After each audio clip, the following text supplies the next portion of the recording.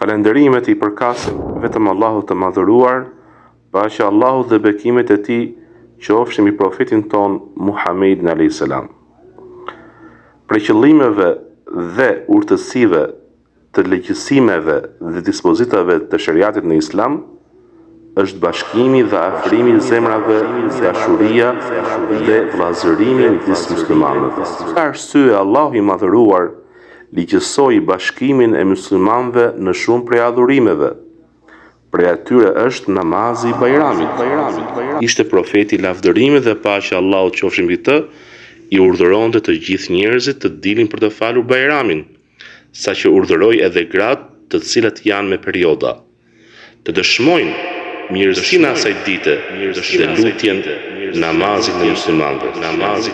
Është e pëlqyeshme para se të dalësh për namazin e Bajramit të lahesh, të vishësh bukur, të parfumosesh për këtë festë madhështore. Është e pëlqyeshme në fitër Bajramin të hash disa hurma, para se të shkosh në vendin e faljes së Bajramit. Ishte profeti lavdërimi dhe paqja e Allahut qofshin mbi të, nuk dilte për namazin e Bajramit të fitrit derisa të hante disa hurma. Fillon koha e namazit të Bajramit kur ngrihet dielli sa një shtizë në qiell, deri në kohën e namazit të drekës. Është e pëlqyeshme të falet në vend të hapur, jo në xhami të mbyllur, dhe lejohet të falet brenda në xhami nëse nuk mundësohet falja e Bajramit në vend të hapur, ose vështirësohet shkuarja në atë vend. Dhe nuk është e pëlqyeshme të këndosh ezanin dhe ikametin.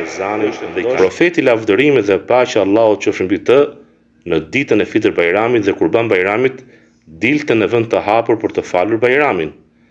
E para gjë që fillon është namazi i Bajramit, i cili përbëhet prej 2 rekateve. Thot në rekatën e parë, 6 herë Allahu Akbar, pasi ka thënë tekbirin e parë, ihramit me të cilin futet në namaz, dhe pas leximit të lutjes hyrëse, para leximit të surës Fatiha.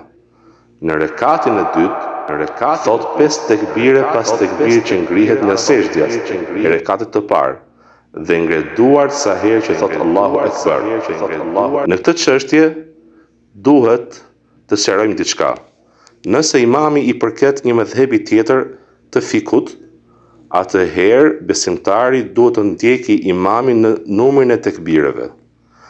Thot Allahu Akbar, subhanallah dhe elhamdulillah midis tekbireve në namazin e Bajramit.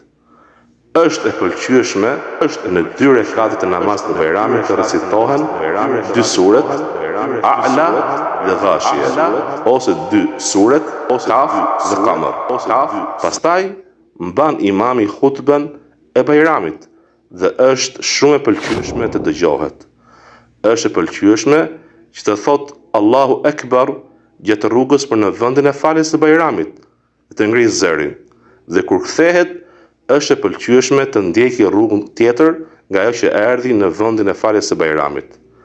Ati që shpëton namazi i Bajramit pa falur, mund të ta falë më pas, sipas formës së caktuar. Nuk plotësohet gëzimi jon në festën e Bajramit vetëm duke u përmbajtur bindjes së Allahut të lartësuar dhe të jesh gjithmonë në përputhje me atë që Allahu ka urdhëruar. Dhe në fund, të dashur vëllezër, ju uroj gëzuar fitër Bajramin, të gëzimet të cilat ne i ndjejmë mbas çdo adhurimi.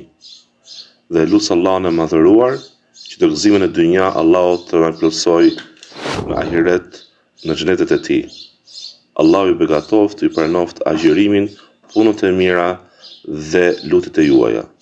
Assalamu alaikum wa rahmatullahi wa barakatuh.